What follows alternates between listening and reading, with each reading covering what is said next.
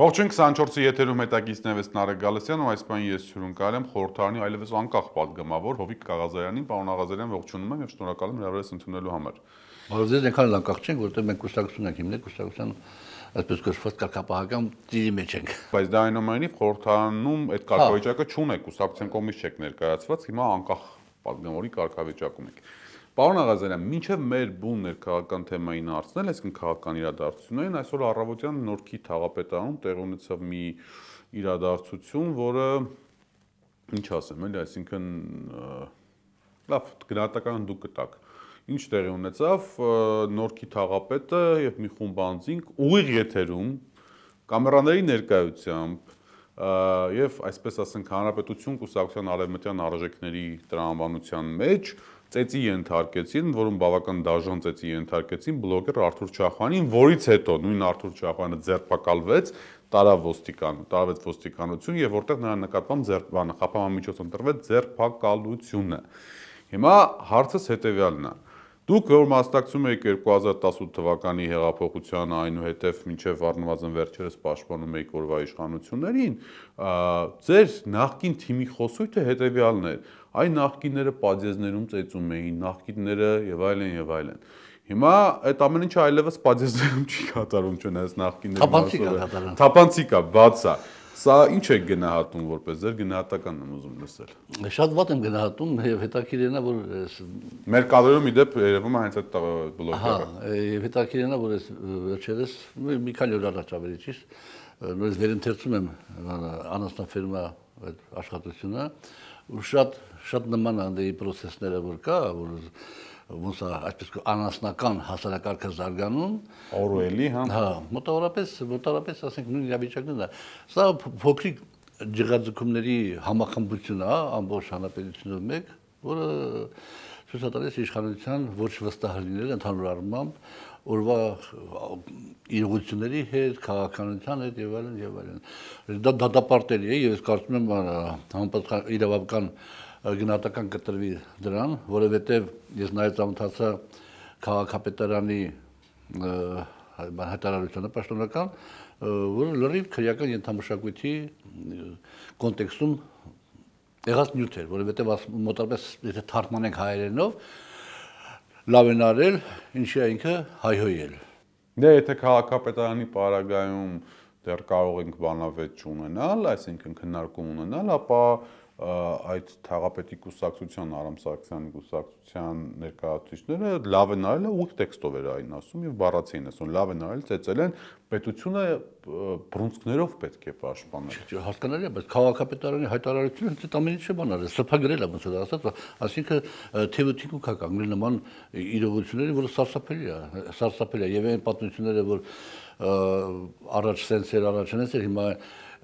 առաջ լիքը լավ բաներ ա եղել, լավ բաները չենք վերցնում, վատերն ենք վերցնում, տարբերությունն է, որ հիմա ավելի թափանցիկ արվում այդ ամեն ինչը, տես կրտուկը ու եթերում արվում, առաջ երևի թաքուն էին անում, եթե երբ հայ եղել վերջին անգամ չեմ իմանում, ասենք թե բայց այդուհանդերձ ես ինքս դատապարտում եմ եւ շատ անհասկանալի է նաեւ հանրապետություն կուսակցության անդամների վարքագիծը այն արժեհամակարգի կոնտեքստում, որ իրանք, ասենք, ջատագովներն են դեպի Եվրոմիություն գնալու եվրոպական արժեքների, այսպես կոչված կրողներն եւ նաեւ դրոշակակիրը։ Դե իմ համար արդեն այլ կարծիք չկա։ Պարոն Ղազարյան, սա առաջին դեպքը չի, երբ որ իշխանությունը, այսպես ասեմ, կամ իշխանության ներկայացուցիչները աչքի են ընկնում նման վարքագծով։ Ես ուզում եմ հիշեցնել, որ խորհրդարանում նույնպես, եւ ընդ որում վերջերս անցած քառորեն էլ նմանատիպ միջադեպ տեղի ունեցավ, պարբերաբար նման բաներ են տեղի ունենում եւ մեկ այլ միջադեպ եմ ուզում հիշեցնել, որ կապված է ձեր կուսակից ընկերոջ Հակոբ Ասլանյանի պատմության հետ։ Հիշում եք, որ այն անձնավորությունը, որ Սամվել Վարդանյան անունով նրա հետ խնդիրներ ունեցել ավտոբուսում, հանրային տրանսպորտում, դրանից հետո Սամվել Վարդանյանին պետության պահպանության ներքո գտնվող ձերբակալված Սամվել Վարդանյանին ըստ Վարդանյանի հանձնել էին բանդայի ներկայացուցիչների քաղաքացիական հագուստով եւ մասկաներով, նրանք ստորացրել էին այդ տղային, ծեծել էին, ամենավերջին հավիյանքները, արժանապատվության նվսեվածում եւ այլն, հետո հետ էին վերադարձել պետությանը։ Հիմա եթե այս ամոթը նայում ենք, հա, պարլամենտում տեղի ունեցողները, SSS եւ այլն, ի՞նչ է նշանակում։ Իշխանությունը ընտրություններից առաջ ասեմ, կամ ընդհանրապես փորձում է վախի մթնոլորտ սերմանել, փորձում է ցույց տալ, որ իր բաների հետ, այսպես ընդդիմախոսների հետ, որոնք որ իրենց տրամաբանությամբ ինչ-որ չափ ու սահման են ասում, կարելի է այսպես վարվել։ Անկեղծ ասած, ինչ վերաբերում է պարոն Ասլանյանի հետ կապված այդ միջադեպի այդ երկրորդ դրվագին, ես ճիշտ ասած դրան չեմ հավատում, որ այդպիսի բան կարող է տեղի ունեցած լինի։ Ինչի՞։ Ես որտեղ դա անմարդկային է։ Դա հակաբնական է, հակաբանական է եւ անմարդկային է։ Այդ որ ասենք որ թաղապետարանում եղել է, մի քիչ կա էլեմենտներ, ասենք որ կա, ասենք մարդիկ են կարող պետք է բորբոքվեն բանան եւ այլ, որը նույնպես դատապարտելի եւ անընդունելի է 20 հոգով եւ այլ իշխանական ներկայացուցիչներ, բայց այն ինչ որ լսել եմ, կարդացել եմ լրատվական միջոցներից կապված Սամվել Վարդանյանի հետ կարծեմ, որ վերցրել են, տարել են, զեմացրել են, ծեծել ու հետենբեր, ես դրան չեմ կարող հավատամ, եթե դա նույնիսկ ապացուցի, որովհետեւ դա անմարդկային է, դա հակաբնական է, դա անասնական է։ Պարոն Աղազարյան ջան։ Այսինքն հրաժարվում եմ հավատալ։ Հա, ես հասկանում եմ ինչ կոնտեքստով եք ասում հրաժարվում եմ հավատալ, բայց քննությունը 1 տարի է ընթանում է, ու այս 1 տարվա ընթացքում նախաքննական մարմինը անգամ էքսպերտիզայի նորմալ չի ենթարկել տեղ ունեցածը, ինչու եմ այս հարցին ես հատկապես ծանր վերաբերվում, չճանաչելով մեկ անգամ տեսածնելով Սամվելին, որովհետև երբ որ մարդ ձերբակալվում է, ինքը գտնվում է 100%-անոց պետության պահպանության ներքո։ Ու պետության պահպանության ներքո գտնվող անձին հանձնել բանդային ստորացնելու հետ բերել է, սա պետության բացակայության մասին է խոսում։ Դրա համար եմ միշտ խոսում։ Տվյալ դրվագում, եթե պետությունը իհարկե անհրաժեշտ հետևություններ չունի, անհրաժեշտ գնահատականը չտա, տվյալ դրվագում համաձայն եմ ձեր հետ, բայց ես նորից վերադառնում եմ այն մտքին, որ ովքեր տեղյակ են եղել, ովքեր իմացել են այդ ամեն ինչի մասին, ովքեր նաև ինչ-որ մասով դաբրո են տվել, իմ համար բան է, բանական էակներ չեն կարող լինել։ Ես նույնիսկ պատերազմի հետ կապված եմ այդպես դատողություններ արել, եւ դա իմ բանը դատողությունը չի, փառքացու մարդկությունը, քաղաքակրթությունը դարերի ընթացքում եկել է այն բանը զարգացման եկել, ասենք գերիների նկատմամբ վերաբերմունքը, ասենք գերուն մատով կպնելը, թշնամու գերուն նույնիսկ մատով կպնելը, դա անմարդկային քայլ է։ Ամենահեշտ բանն է անպաշտպանմանկի ինչ-որ ես վերացածից միանշանակ համաձայն եմ, երբ որ արդեն մարդը ձերբակալված է, գտնվում է պետական հսկողության տակ, նմանատիպ դասավորում, ես չեմ հավատում, որ կարող է ձեր բարեխացածը լինել։ Ձեր նախկին կուսակիցների մոտ բռնության նկատմամբ հակումներ սկսել եք նկատել, թե ոչ։ Այսինքն այն դրամաբանության, որ 18 թվականի սիրո համերաշխության բլա եւ այլն թավշա հեղափոխությունը որ եկա, որտեղ բոլոր իրավունքները պետք է պաշտպանվեն, բոլորը պետք է լինեն կուշտ, երջանիկ եւ պաշտպանված, հիմա ինչ որ տրանսֆորմացիա է սկսել նկատվել, որտեղ արդեն կան հստակ բռնության դեպքեր եւ հակումներ բռնություն իրականացնելու։ Կա այսպիսի օրինակ ձեր կարծիքով իրավիճակը։ Ընդհանրական չեմ կարող ասել, բայց այստեղ ուրիշ հանգամանք կա։ Բնականաբար իշխանությունը, բոլորս գիտենք, որ այլասերելու հատկություն ունի եւ այլասերումը բոլոր այն այսպես կոչված դրվագներում, որտեղ որ ինքը կարողանում է մտնել թույլ կետակ տեսնում եւ հետեւաբար այդ ձևով է տեղի ունենում այդ այլասերումը։ Հիմա այլասերման ո՞ր էտապում է գտնվում քաղաքացիական պայմանագիր կուսակցությունը։ Այլասերմանը վերջին էտապում է գտնվում, որ պետք է յուրաքանչյուր աշխատի ցույց տա վարչապետին, ասենք թիմի լիդերին, որ ինքը իրանից ավելի շատ Նիկոլա, իրանից ավելի շատ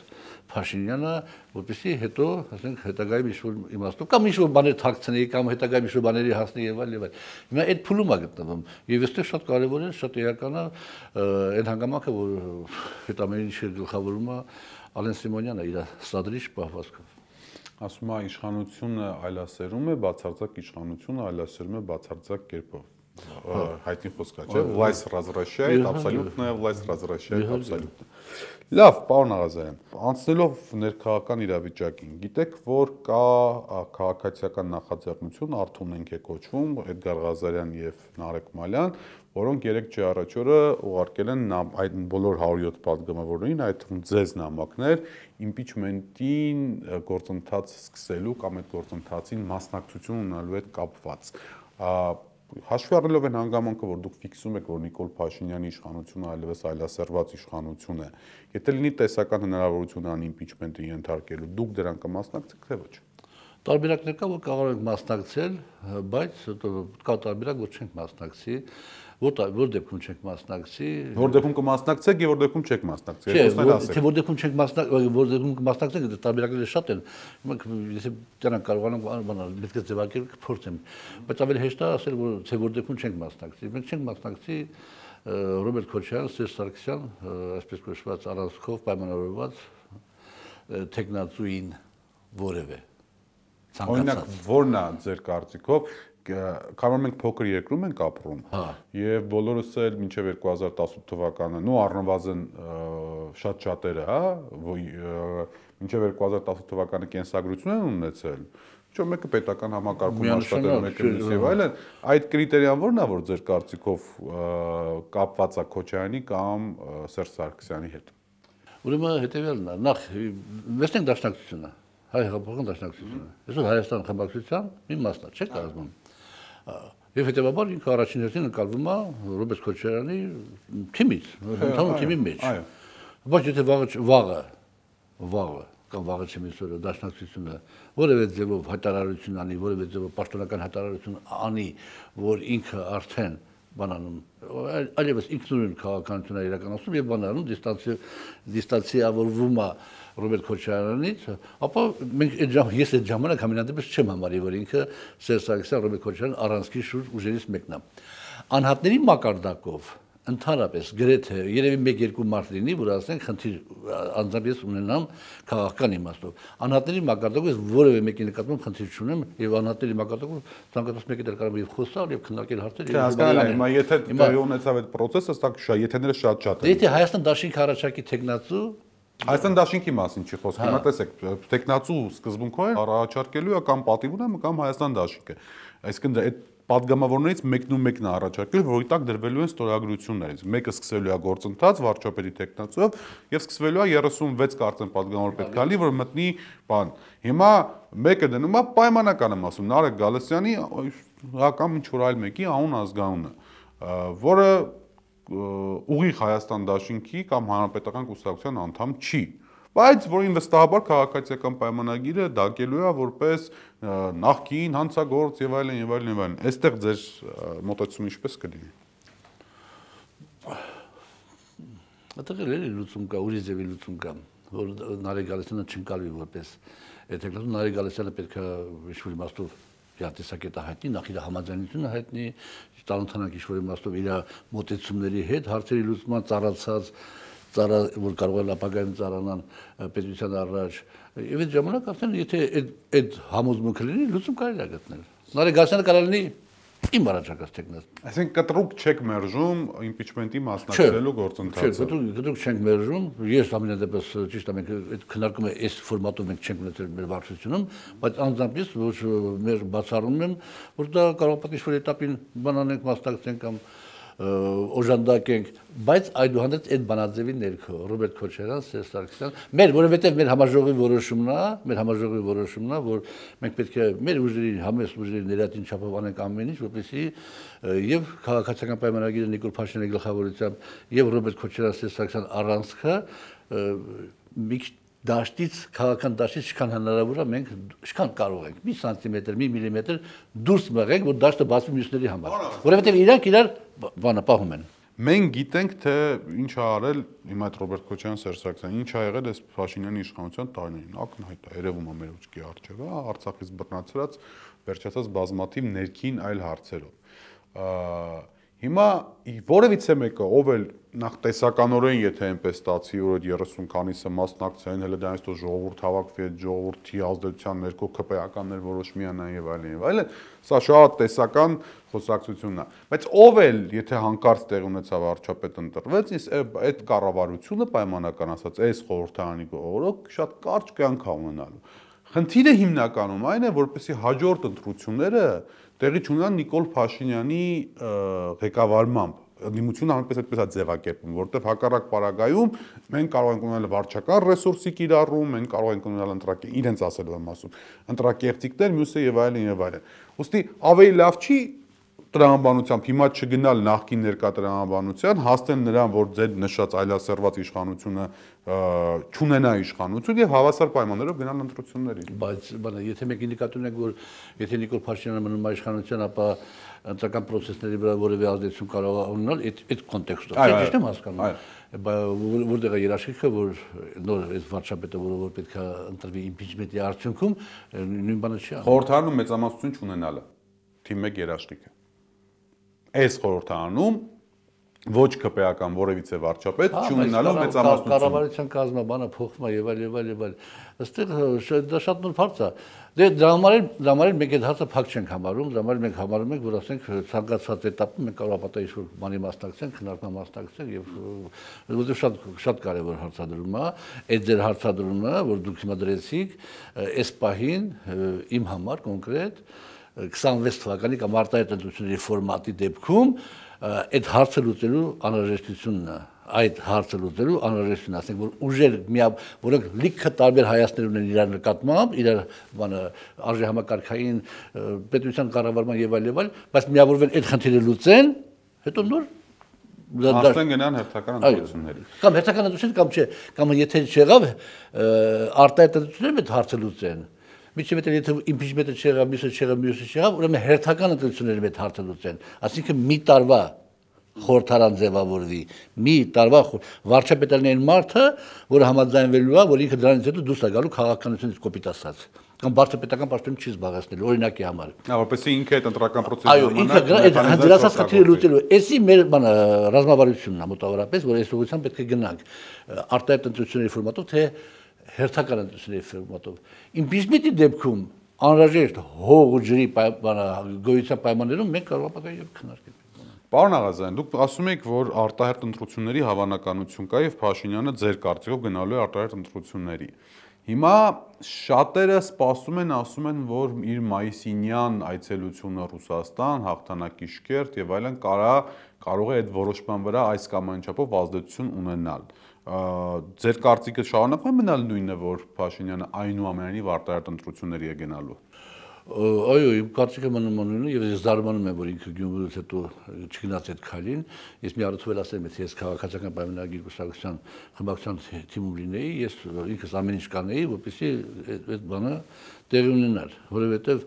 որովհետեւ լիքը հանգամանքների բերումով իրենց համար Փաշինյանը նպաստավոր է, որովհետեւ քանի գնա դժվարանալու է։ Տնտեսությունը շատ ծանր վիճակում է եւ անցած տարի եղավ որ սուտի 5-9% ներկայացրեցին, ես հաշվարկեցի, ասեցի, որ 3.7% է, այսօր թե երբ լսեցի, որ 4 ամսվա կտրվածքով 3.7% է, այս տարվա տնտեսական աճ, այսինքն իրականին փրփուրը արդեն հանել են, երևի թե ռեալության դաշտ է մտնում, որովհետեւ ուրիշ ցուցանիշներ էլ պետք է ապահովի։ Հիմա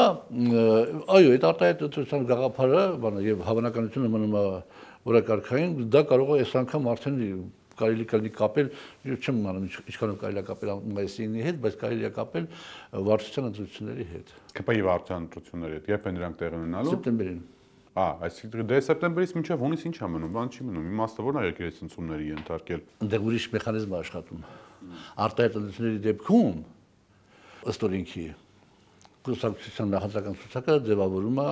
վարչությունը։ Այո։ ԿՊ-ի դեպքում Փաշինյանը։ Եթե հերթական ընտրություն ալնում Փաշինյանն է, չէ, հաբա։ Եթե արտահերթ ընտրություններ ալինում, ցանկացած կուս, օրենքն ձևի։ Եթե արտահերթ ընտրություններ ալինում, ապա նախընտրական ցուցակը ձևավորում է վարչությունը։ Այսինքն նախընտրական ցուցակը բացարձակապես կձևավորի Նիկոլ Փաշինյանը։ Լավ։ Գելիկ ասեցի ժողովուրդ, տեսակ չի Աղազյան Հովիկին, ոնց մենք բան արեցինք, ռազմաբլաչ տարեցինք, Ասլանյանների ձեռի հետ, Վիլեններ բանալից հայհոյեց, հերացեցինք, ընդամենը խեշտեղեն մի քիչ ասենք գինովցատեր չարաշահեցին վիճակը, սադրեցին արեց, մասիվը միջատեղ ունենում, ոչ մի ձենձուն չկա, եւ ինքը այսպես կոչված փորձի ժողովրդին ներկայանալ նոր թիմով, որ հիմա Աննա Հակոբյանն էլ փորձում է թիմը ձևավորի, կրթվել նորաձև այդ շրջանակներում տենան դե ինչքան կրթված մարդիկ կա եւ այլ նոր այսպես կոչված պուպուշ թիմով ձևավորի թիմը եւ ժողովրդին ասի պետք է ինձ մի հատ հնարավորություն տա, որ Աղազյան Հովիկների դեմ պայքարը ես հասցնեմ ավարտին։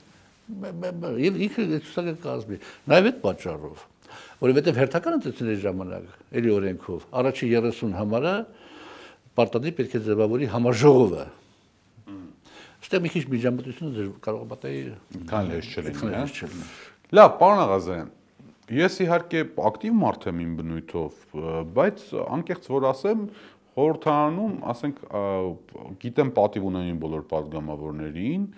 Հայաստան դաշինքի падգամավորների մի 70%-ի որտեղ մարդիկ կան, որոնք նույնպես շատ ակտիվ չեն, եւ քաղաքացիական պայմանագրից մի 15-20%-ի կամ 15-20 մարդու լավ էսպես ասեմ, հա, անուն ազգանուններով։ Մնացածները որպես չեմ էլ ճանաչում կամ եթե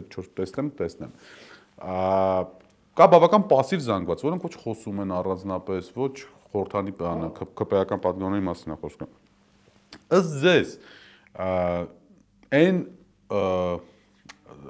բանը ռազմավարությունը, որ հնարավոր է կիրառվի, հա տեսական հնարավոր է, այսինքն impeachment-ի շուրջ սկսվի հանրային բողոքի գործողություններ, ակցիաներ, որպեսզի ԿՊ-ի падգամավորները նաև այս կամ այն չափով ճնշելով ԿՊ-ի падգամավորները, որպեսզի իրենք միանան, հա, իհարկե իրենք ճնշել բառ չեն գործածում, ասում են տալ ժողովրդական պաշտպանություն, փաշինյանական պաշտպանության փոխարեն։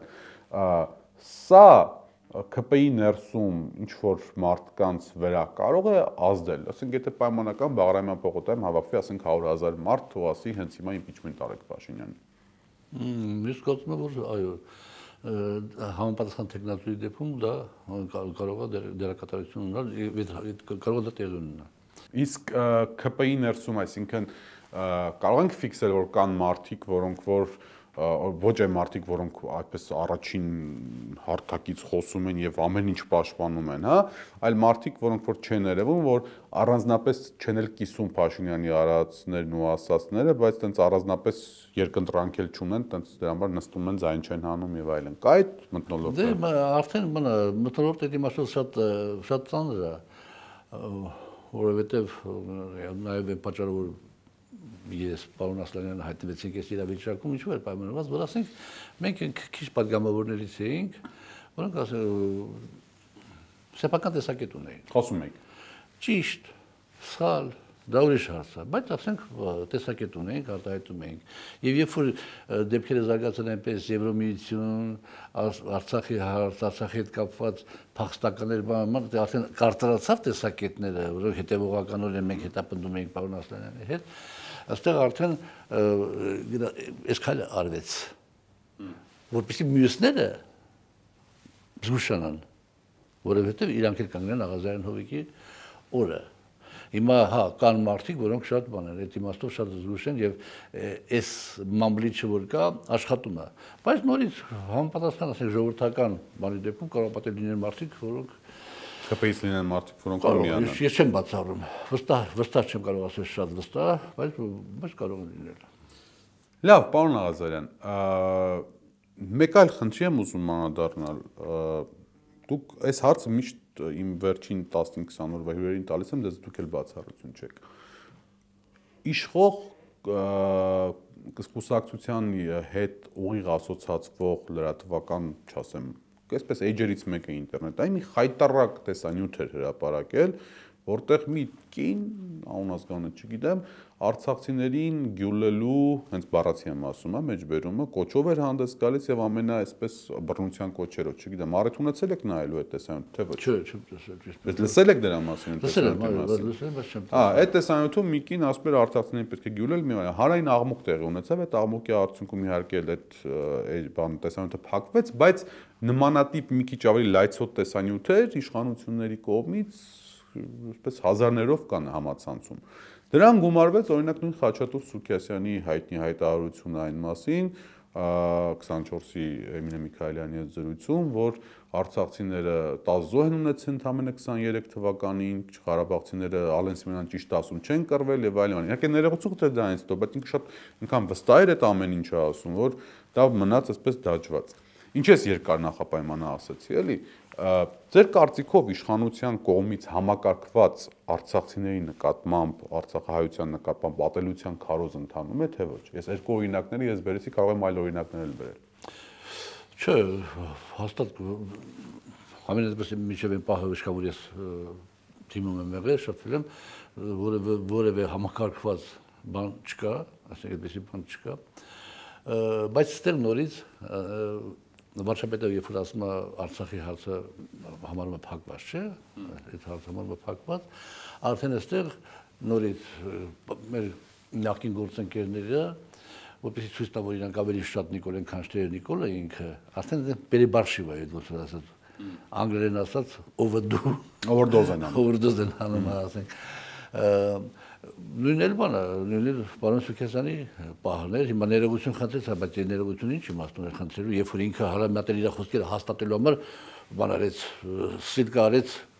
հղում արեց Ալեն Սիմոնյանի ասածներին։ Լրագրողին ասած սուտ է ասում։ Հա, իհարկե։ Ասենք հիմա պարոն Սուքեսյանը, պարոն Սիմոնյանը իրանց այդ վարքագծով ցույց են տալիս, որ իրանք վարչապետի կողքին են ասած ցանկացած բարակայում։ Ընդորում ցույց են տալիս, իրականում այդպես չի։ Ցույց են տալիս, որ այդպեսին է։ Եվ դրանով է պայմանավորված այդ դրսևորումները, թե չէ, թիմի մեջ, որ ասենք արցախցիների նկատմամբ այդպեսի վերաբերմունք լինի, չէ։ Ես օրինակ եմ արել որպես падգամավոր, որպես նաև քաղաքացի, ես ինձ իրավունք կվերապահեմ խնդրել մեր Արցախի եղբայրներին եւ քույրերին, որպեսզի իրանք իրանց կարգավիճակի հետ կապված հստակեցումները մյուս շուտ անել։ Որպես քաղաքացի, ոչ թե որպես միայն բանը падգամավոր իմ խնդրանքն է։ Կարգավիճակասը ինչ են, քաղաքացիություն այսպես կոչված Հայաստանի վերցնեն։ Պարոն Աղազյան, դա էլ է հետաքրքիր թեմա, տեսեք, հիմա օրինակ դուք ձեր կարծիքով այդ կոտով պարզտագրերը Հայաստանի քաղաքացիներ չեն։ Դե չէ, որովհետեւ որոշակի բաների չեն ենթարկում իրանք, ասենք, բանի տակ չեն ընկնում։ Օրինակ բանակ չեն գնում, որտեղ քաղաքացի չեն համարվում։ Օրինակ էլի երևի բաներ կա, որոնք իրավական բաներ կան։ Գնում էին Արցախի պաշտպանության բանակում։ Չէ, հիմա այստեղ Հայաստանում։ Հիմա ուրիշ հարցն է այդ բարակայում, պարոն Աղազյան, նախ որ ասում եք քաղաքացիներ չեն երևի։ Հայաստանի Հանրապետության օրենսգրքով միայն Հայաստանի Հանրապետության քաղաքացիները իրավունք ունեն նշանակվելու բազմաթիվ պաշտոնների, հա, այդ թվում նաև զինվորական բարձր պաշտոնների։ Չեմ շատ հեռու չեմ գնում, Նիկոլ Փաշինյանի նշանակումների մասն եմ խոսում։ Գեներալ գնդապետ Մովսես Հակոբյան, գեներալ գնդապետ ԳՇՊ-ի նախկին տեղակալը մոռացա, կարծեմ Կարլոս, հիմա ազգանունը մոռացա այս բանին, Ջալալ Հարությունյան, այս բոլոր մարդիկ, Ջալալ Հարությունյանը, որում Արցախի պաշտպանության բանակից եկավ, ուղիղ նշանակվեց Հայաստանում որպես գլխավոր ռազմական տեսուչ, հա, այս բոլոր մարդիկ ուղիղ Փաշինյանի նշանակմամբ նշանակվել են բարձրագույն պաշտոնների, որի համար պահանջ կա լինել բացառապես Հայաստանի Հանրապետության քաղաքացի։ Բայց միգուցե այդ հարցը իրանց համար լուծված է եղել։ Ինչ են արել, անձնագիր են փոխել։ Ես օրինակ հարցել եմ, ինձ ասել են անձնագիր ոչ մեկ չի փոխել։ Իհարկե, Ստեփանը շատ տիպիկ բան ասեցիք, բանը ես բան չեմ ասում, բայց բոլոր դեպքերում, եթե դա նույնիսկ այդպես է, որ ընկալվում, պետք է այդպես ընկալվեր, որ 007-ը դա համարվում է Հայաստանի Հանրապետության քաղաքացի, հա դու ասեք բան արվի դա, ինչ է եղել։ Թող անեն, իրանք ես դատապարտում եմ խիստ այդ բանը, այդ վիրավորական տերմինները, բաները եւ այլ, բայց մյուս կողմից էլ պիտի բանը, ես իմ խնդրանքս է, որ ես մի քիչ առաջ հնչեցրեցի, որպեսզի հասարակության մեջ համերաշխության մթնոլորտն ապահովվի։ Լավ, 3 առաջ օրը Փաշինյանը Էստոնիայում էր ու ինքը ծաղիկներ դրեց կոմունիզմի զոհերի դատապարտման այսպես հուշարձանին, դե Էստոնիան գիտենք հակասովետական այսպես իր անցյալի նկատմամբ հավասարակասովետական վերաբերմունք ունի, միևնույն ժամանակ նաև հատուկ կառավարության լրատվականը ցույցադրեց եկեղեցիում, եթե նկատել եք, այնտեղի Մերձբալթյան թեմի առաջնորդ Վազգեն arczepiskopos Միրզախանյանը, որ աղոթում ենք, որ գնացեք մտեք Եվրամիություն։ Հիմա Մարտը գնում է մայիսի 9-ին հաղթանակի պարադի։ Այդ ընթացքում ծաղիկներ ա դնում կոմունիզմի զոհերի հիշատակին։ Էս չէ խառը չի էս ամեն ինչը, բան։ Իսկ մենակ մի բան լավ չեմ հասկանում մտե։ Ասենք որ կոմունիզմի զոհերի հիշատակին դրվել է այդ բանը հարգանքի թուրք համատուցի գնացել է։ Այդ նկատունից սովետական միության կոմունիստների, թե իրաց երկրի կոմունիստների։ Սովետական միության ժամանակ, այսինքն կոմունիստական վարչակարգի օրոք տեղի ունեցած զոհերի այդ ռեժիմի կողմից ռեպրեսիայի ենթարկված մարդկանց հիշատակի արարողությունն է։ Հիմա դա էլ այն պատմական բաղին է գտնվում, երբ որ տեղի ունեցավ հաղթանակը, խոսքը Ստալինյան ռեպրեսիաների մասին է անշուշտ, հիմա համ հաղթանակի պարադին ենք մասնակցում, համ կոմունիզմի դեմ բանը հարգում ենք, խառը պատմություն է, էլի։ Այն հանգամանքը, որ ասենք տևական ժամանակ արդեն որ պարոն Փաշինյանը Նաև ես ինչ-որ իմաստով ես գտնում ենք, որ մենք բազմավեկտոր արտաքին քաղաքականություն ենք իրականացնում, հիմա այդ բազմավեկտորությունից ինչ-որ իմաստով բան չի մնացել, այդ կարելի է համարել ցաքուցրիվ արտաքին քաղաքականություն, որովհետև դա անթույլատրելի է իրականում։ Այդ երկու բաները անհամատեղ։ Կամանդե պիտի չգնար, որ կուրս, երևա կուրսը որն է, արդեն որևէ մեկը չի կողմնորոշում, թե Հայաստանի կուրսը, արտաքին կուրսը որ ուղղությամբ է, որպեսզի համապատասխան ասենք դիրքորոշում ունենա նաև այդ երկկողմանի հարաբերությունների, բազմակողմանի հարաբերությունների վրա։ Այդ իմաստով դա շատ բան է, դա շատ սխալ է եւ հետեւաբար դու չես կարա ինքդ քեզի բանան Պուտինից Պուտինը լնես, Մակրոնից Մակրոնը լնես, սախին այսպես կոչված կներեք բառից համար ֆռացնես եւ հետո բանը տակից դուրս գաս։ Այդպես բան չի լինում։ Իսկ Էրդողանից ավելի Էրդողան դա ոչ է։ Կամ Ալիևից այլ։ Պարոն Աղազարյան, մեր խոսակցության վերջում ես մի բան հանկարծ հիշեցի, էլի։ Կարող է այնպես պատահի, այդ տեսական եմ ասում, այդ իմպիչմենտին եմ վերադառնում։ Կարող է այնպես պատահի, որ ոչ թե Փաշինյանի իմպիչմենտի ենթարկվել, հարցը օրակարգ մտցնելու, քննելու համար ընդհանրապես, որպեսզի մտնի խորհրդարանի օրակարգ, ձեր ու պարոն Ասլանի տեխնացությունը մենակ պակասի, ստորագրություն ու ներողություն։ Այսինքն ոչ թե որ դրանից թող գնաք քվերկեք կողմ իմպիչմենտին, այլ զուտ որպեսզի այդ 30 քանի падգամավորով մտնեք բան։ Բայց դա առանց տեխնացություն չի։ Չէ, տեխնացուն հայտարարվում է եւ բայց ասենք կարող տեխնացուն սրտով է թե ձեր սրտով չգիտեմ, բայց երկու տեխնաբան ստորագրություն պետք է լի, որ մտնի խորհրդարան քննարկման։ Այդ ժամանակ եթե ձեզ երկուսից կախված լինի, ինչ կանեք։ Դե հիմա նայեք, քանի որ սա մեր համար համաժողովի կողմից ընդունված բանաձև է եւ մենք սահմանափակումների մեջ ենք, մենք ամենակիչը պիտի վարչության դիստանենք, վարչությունով քննարկենք։ Ես չեմ կարող այդ հարցին պատասխանել։ Բայց չեք էլ բացառում ինչքան ասում։ Ոչ մի չես կարող բացառել։ Շնորհակալ եմ շատ պարոն Աղազարյան։ Հրավերություն ընդունելու հետաքրքիր զրույցի համար իմ հյուրն էր խորհրդարանի անկախ պատգամավոր Հովիկ Աղազարյանը։